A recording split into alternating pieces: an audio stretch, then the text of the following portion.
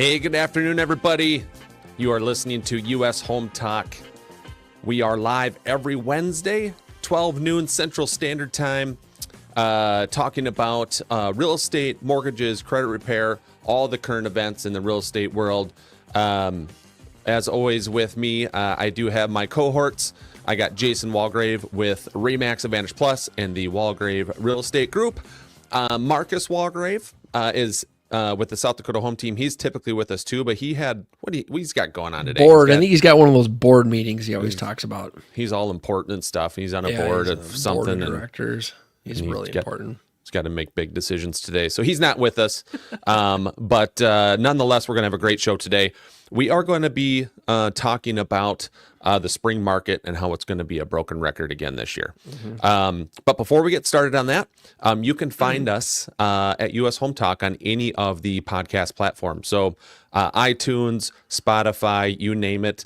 You can find us and our show on there. Just search for US Home Talk. And you'll find us there. Otherwise, you can visit us online at ushometalk.com. And on there, you can connect with us directly. You can get a bunch of reports and information on real estate and all that fun stuff there. So feel free to check us out at ushometalk.com. That is the best way to get a hold of us at any time during the week. Okay, so we're going to dive right into it here. The spring market. And we spoke about this before, and hence why the title today, The Spring Market is a Broken Record. Mm-hmm. I mean, I almost hate to talk about it again, but it needs to sink in, right? This is your fundamentals. This is real estate fundamentals. This is running and blocking in football. This is dribbling and passing in basketball, right? This is just your standard stuff, and you got to know it.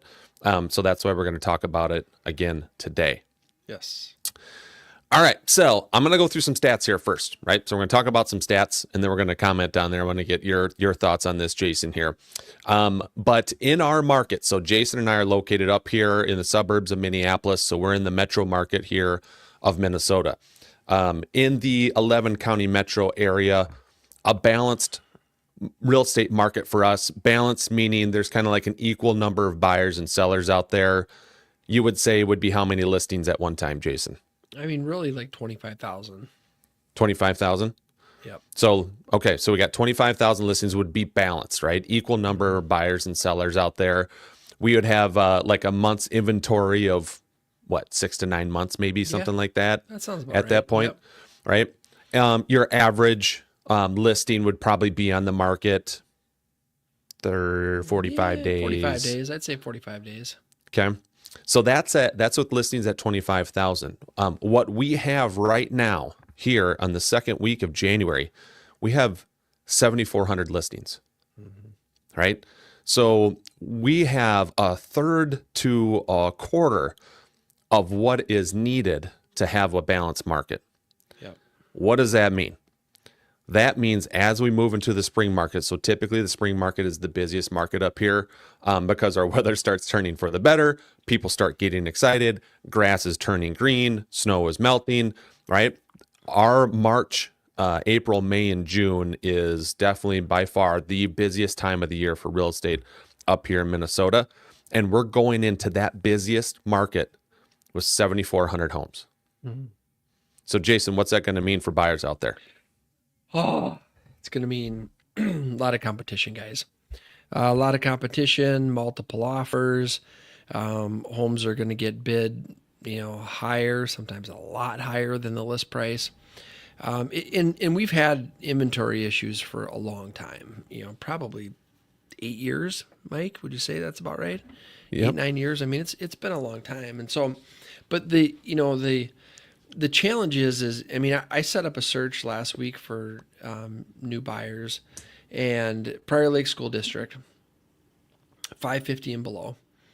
So, I'm setting up the search, and I live in Prior Lake, so I'm super familiar with the market, and and I was thinking, okay, I'm gonna have some choices for them here. five houses, and which is insane, because if you look at the geographic area of Prior Lake School District, you're probably talking, 40,000, probably 40,000 people. I think there's 27,000 people in Prior Lake, and then you add in the other borders of the school district. So five houses under 550. And so spring market, I mean, we usually say it's the first week in February is when it begins. I don't think so. I think it's right now. I knew that starting this week, things were going to pick up, but holy smokes. Monday and Tuesday and today, people, there's a lot of folks that have been just waiting for certain things to happen.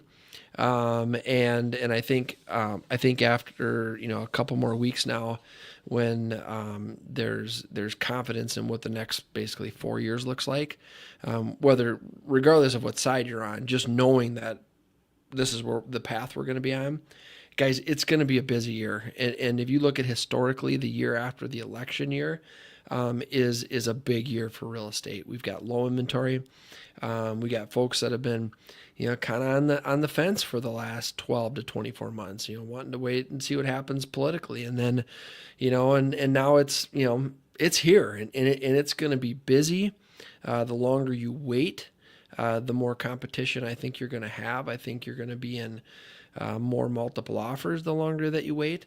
The argument, or probably the biggest objection right now is, well, interest rates are not great. And no, they're not great. But terrible. They're not terrible though. But they're not great. But they're not great. But if you look at the 45-year average, the 45-year average 30-year mortgage rate is like 8.25%. Right. And so we're high sixes right now. I do believe the rates are going to come down some this spring and sometime in the next 1 to 2 months. How much? I don't know. I think they're going to be in the fives. I don't think they're going to be below fives. I don't know that we'll ever see below fives again. So if you're going to be buying, or your plan is to buy a home in 2025, I recommend you start looking right now today. Doesn't mean you got to buy something today, but start looking today. Get yourself in position. Get yourself pre-approved with Mike Ouverson and his team. Get your custom home search set up with us so you know and see all new properties that fit that criteria when they hit the market. And be ready and be prepared, because we've gotten, I can't tell you how many deals that we've gotten over the years where we got our deal accepted for a couple reasons. One, because we know how to write the offer. We know how to write an offer that a seller wants to accept. But two, sometimes we were just first in the door. We had all our ducks in a row. We had pre-approvals done. We had everything ready to go. So we were able, property comes on the market at 10 a.m. or we see it at 10 a.m. We go out and we show it at noon, and we've got an offer accepted before the end of the business day. That's what we do. You got to act quick. We've got the team in place to help on the real estate side. Mike's got the team in place to help on the financing side. And it's about, taking action, getting prepared if you're a buyer, making sure that you're ready to go. And when that right home pops up, you can do something about it. Now, Jason, you mentioned two things here I want to bring up. So the first one, you had your buyer in Prior Lake there, where you had one buyer looking in their search criteria there. They had 5 homes to look at, right? Mm-hmm. Not a whole lot of inventory to look at, right? But not terrible. There's 5 homes. But what you have to remember is, Jason, you're not the only real estate agent with a buyer looking in Prior Lake in that price point, right? Correct. How many other buyers are there looking at those 5 homes, right? 20? Dozens. 25? Dozens. Yeah. 100? You know what I mean? And so what happens is that if one of those 5 homes, if one of those 5 is not it for your particular client, right? They got this search set up. As soon as the next one that fits their search criteria pops up, right? So let's say one pops on next week, right? And it's the house, right? It checks all the boxes and stuff like that for your buyer. Well, you got 25 other eyes watching that same search. And that house just came on and probably just checked all the boxes for how many of those other buyers. Now you have 12, 13, 14 people bidding on that house that just came on. So is it one buyer per 5 homes? No. You got to remember, it's all those other buyers that are watching that same search, waiting for that next one to come on that checks all the boxes. And that's what happens in the spring, right? We get more listings that come on, but those listings go off right away. It's like piranha on a raw piece of meat, right? You throw a new piece of meat in and a pack of piranha, right? Yeah. It's just a feeding frenzy, and they all come to it. That's kind of what the spring market is here. The other thing I wanted to bring up too, and you mentioned it, you kind of brushed on it, is the activity. I look at activity in December, and I compare it to this first week of January. Since January 2nd, right? It came around because January 1st, everyone was off. In the month of December, I took 17 loan applications in the entire month of December, right? Pretty typical. It slows down the last 2 weeks of December, really slow. It's just normal, right? I've taken 9 applications since January 2nd. Okay. So in First 6 week. days, I've taken 9 applications. Yeah. I'm expecting to probably have 40 applications in the month of January here with the type of activity that we've seen coming right out of the gate, right out of the new year. Right. So that should tell everyone out there, it's like everyone is now off the horse. They're off the fence. Now they're ready to go. And everyone is getting prepared sooner this year for that spring market than they did last year and the years before. Yep. So to your point, we've already seen that activity. It's already like spring market-ish activity right now where, I mean, I work for an hour to 2 hours every single night after the kids go to bed just so I can keep caught up. That's the type of momentum that we have going into the spring, and it's going to be crazy. And it's just going to get busier. It's going to get busier and a lot more action going on. We've done more off-market sales in the last couple of years than ever before. And so we really want to talk to our customers and our clients right away. I mean, even if you're a year out or you're 2 years out, because we've got this incredible network, this huge network of agents and off-market properties, properties that never go on the MLS. And so the sooner we meet with you and we know what your needs are, now we've got an eye out for, okay, oh man, so-and-so in our office, they got this property, this off-market property. This fits my buyer over here. Well, let's put them together. Let's put an off-market deal together. We just want you to be ready to go, not to wait, because if you wait and maybe you miss out because you weren't prepared, you didn't have everything lined up to make an offer to buy a home, and just be ready to act really quick. I mean, it might mean as a buyer, you go to work at 9 a.m. and you get the email from us and you see a property and you're like, whoa, this looks really good. You know what? Why don't you take an hour off for lunch? Let's go meet at that house. Let's take a look at it. If you like it, we can get an offer drafted right away that afternoon. And we got to move quick. So I want you to be prepared as a buyer. I want you to be ready to make a move when you find the one that you want. And we're here to help you. We're here all along the way. Yeah, and you take a lot of stress off your shoulders too if you're just ready to go. Because we talk about this, it's like you gotta act quick, right? If it comes on that day, you gotta try to go look at it that day. And I'm sure a lot of people are thinking it's like, okay, my schedule is just not that flexible, right? That seems kind of stressful to me of all that. I tell you, if you take all the other stuff off your plate, you're already pre-approved, right? You've already ran through numbers with your loan officer. You know this price range is going to get you that payment. You know how much money you're going to need out of pocket to make this happen, right? You have all that stuff. Your real estate agent is in tune with you. They know what you're looking for, right? This type of house, this area, this school district, right? So then when that one comes on, it's actually pretty easy. It's not that stressful. It's like, hey, boom, here's the new one, right? You already know your numbers. You already know that this house is going to check your boxes because your real estate agent already knows what you're looking for, right? Yep. And so they're going to send you the ones that actually fit what you're looking for. So you're not wasting time on ones that just aren't going to check those boxes for you. Yep. And it just takes a lot of stress off your plate. And then that's why we can also act so quickly, just because we have our ducks in a row. And it's so important that you have and that you're working with a top agent or team, a full-time agent, or at minimum, if you're working with a part-time agent, make sure they're on a team. You need a full-time team available to service your real estate needs. Because, I mean, can you imagine how awful it'd be is you find a house and can't get a hold of your agent and you lose that house because you couldn't get a hold of the agent? I mean that and it happens.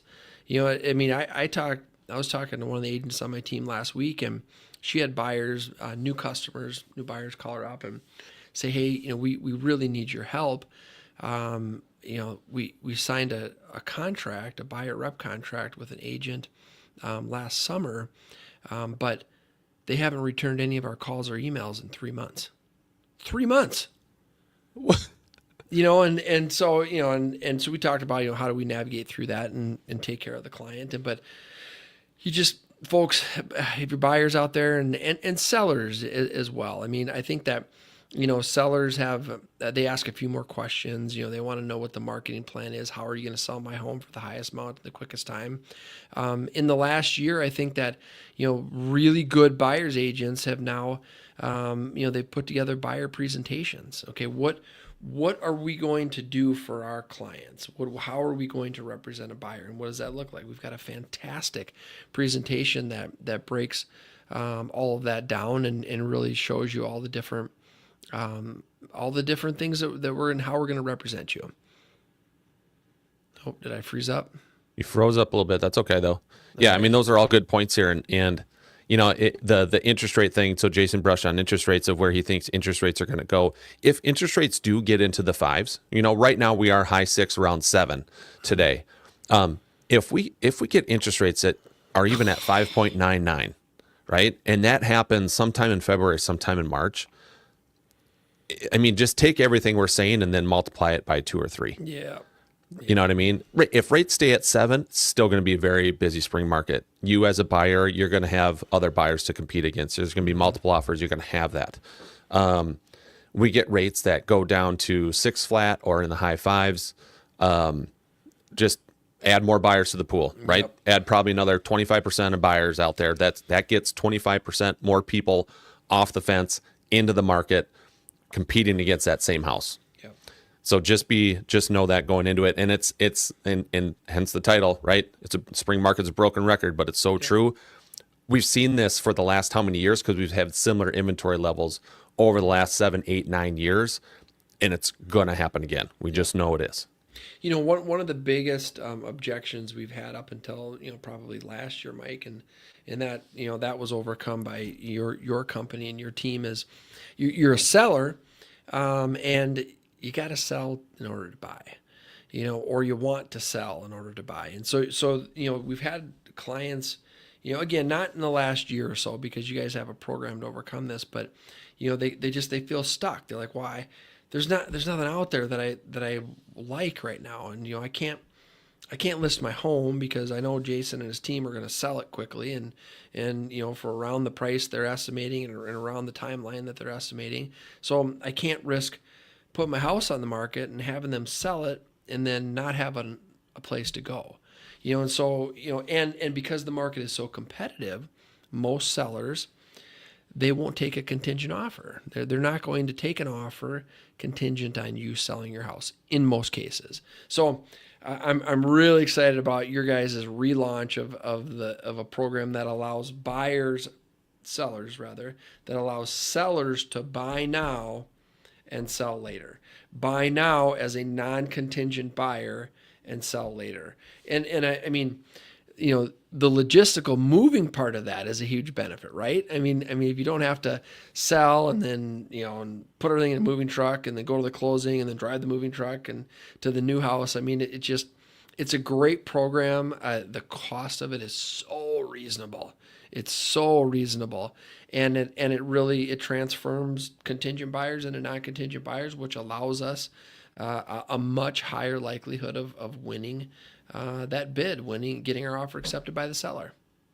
Yeah, it's a huge deal. It's going to be there's going to be so much traction with that program that we have this spring with that, because I mean, a lot of buyers out there, that's what they have, right? They own a house right now. They either need to or want to sell it so that they can take the equity from that house and roll it into the next one. But the fear, again, is like you said, Jason, if we put our house on the market right now, especially in the spring market, it's going to sell quickly. It's going to sell for the dollar amount we want to. Now, where do we go? Yep. Right? Well, what happens if we can lock down your next step first? You already got the new house and you're closed on it, and you've already moved into the new house. Now you can work on selling your other house. Showings, you're not there anymore, right? It's ready to go. It's show ready 24/7. Someone wants to set up a showing at midnight on a Tuesday, go ahead, right? Go ahead and look at that house. Yeah, so just the convenience that this program provides, let alone just how much stress can get reduced by it. Oh my goodness. It's huge. It's huge, and we're going to use it a lot this spring for sure. One thing I wanted to switch gears just a little bit because I know we have Evan in the background. A lot of questions have come up about insurance, right? So Evan, if you don't mind popping back on here, home buyers out there, what are some tips that you would give to home buyers to help with insurance premiums? Like what can they do to get more reasonable insurance rates on either the house they own now or a house that they're going to be buying? Replace the roof. Get the seller to replace the roof. Make sure that the roof is brand new. Not only is that going to help you find insurance, it's going to help your rates very significantly with every carrier in the state right now. And that's like, is that more of like a Minnesota type of deal? Basically, because isn't that what we're famous for? Is basically roof claims? Not just us, but certainly up here in the Midwest, but it's spreading. I've been hearing a lot of stories that are pretty similar to our market down in Texas. And even though their insurance market overall is pretty dissimilar and their rate of roof claims from events like hailstorms and stuff is theoretically lower, the rate of replacement on roofs has been very high there recently. So that's a big lever. Roof age and honestly, any sort of utilities age on the home. New furnace, new AC unit install can bring down premium.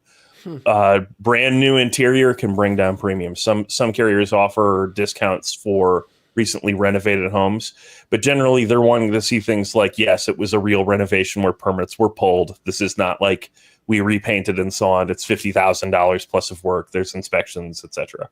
Sure. The other thing is just optimizing your coverages. Shopping around, working with an independent insurance agency, it helps a lot. Everyone's seeing these big premium increases across the board, but having the latitude and flexibility of being able to move from one company to another without having to send your information to 20 different agencies is a pretty big convenience.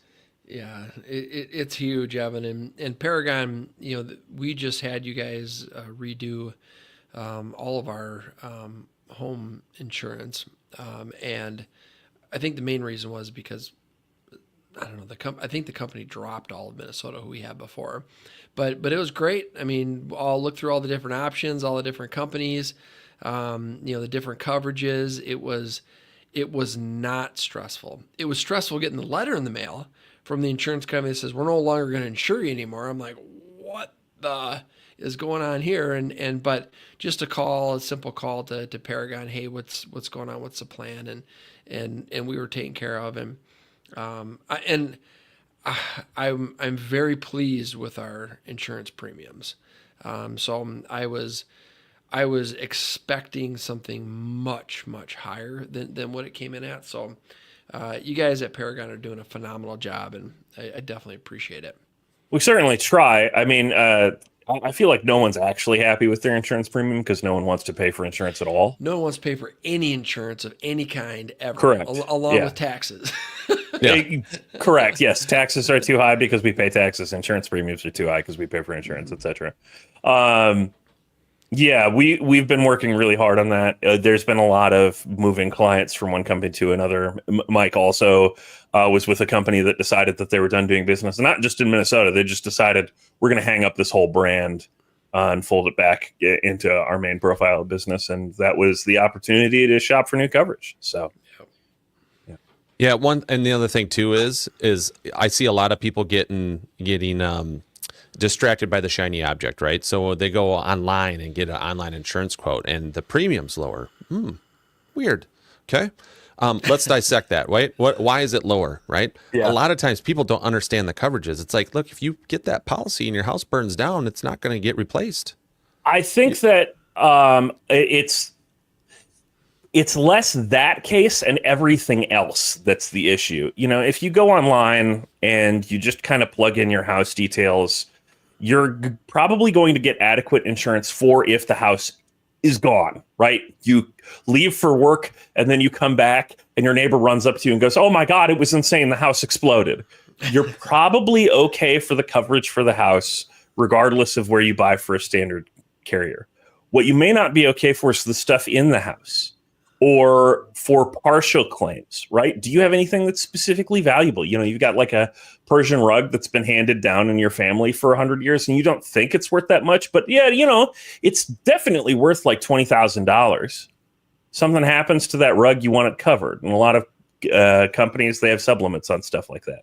So, you know, I don't want to oversell the horror story of like, yeah, I bought my insurance online and then they said that my house was only worth $1,000 and they wouldn't pay for anything. It's like, it's not so catastrophic. But the thing is the vast majority of claims that we have aren't your house burning down, right?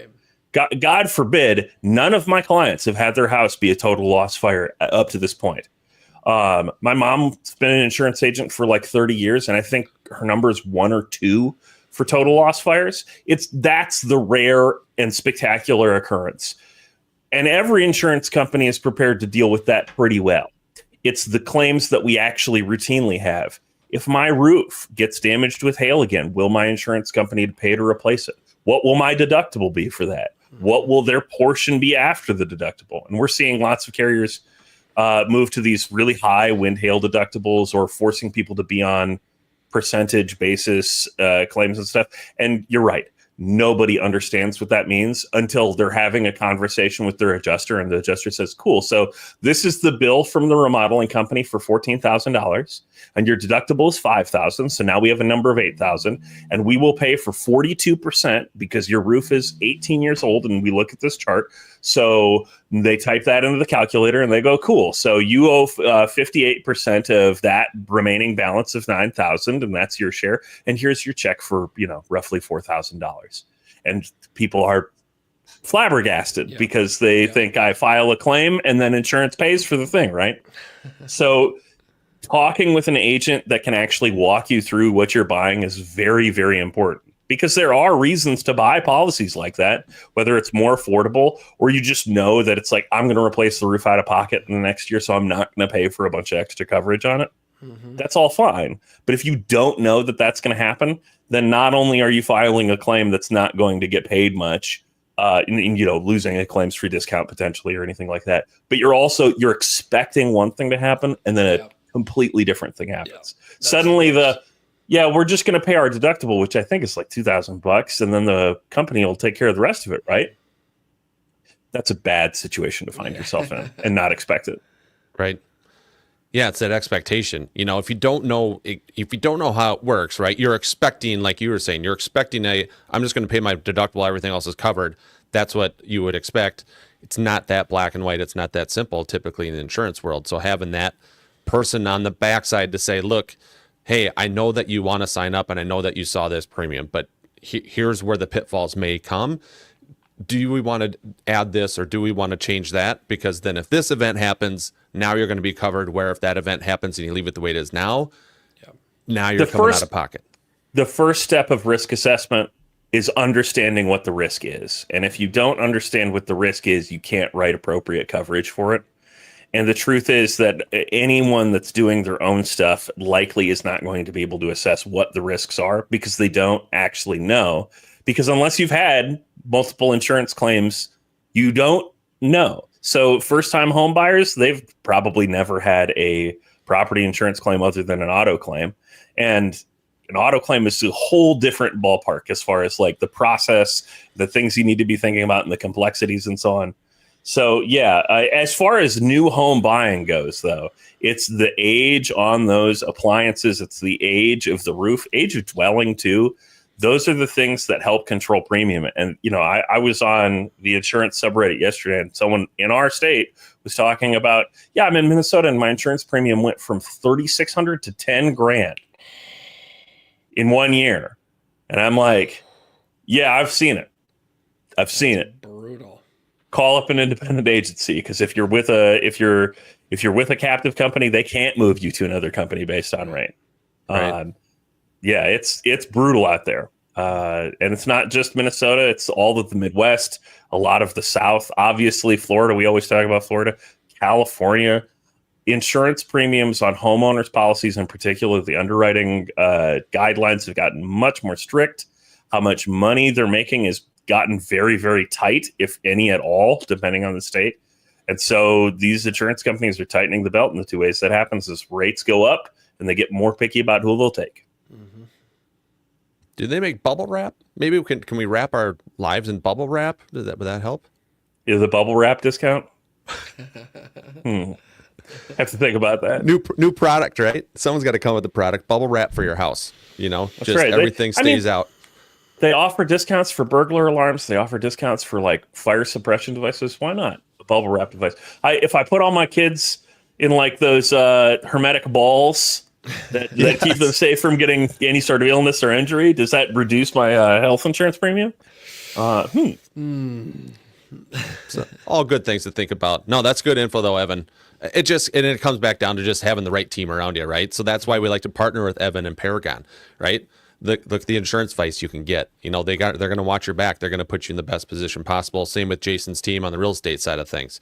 So having that whole team surround you on a home purchase takes a lot of the stress away. You're going to be in a good position. You can sleep at night.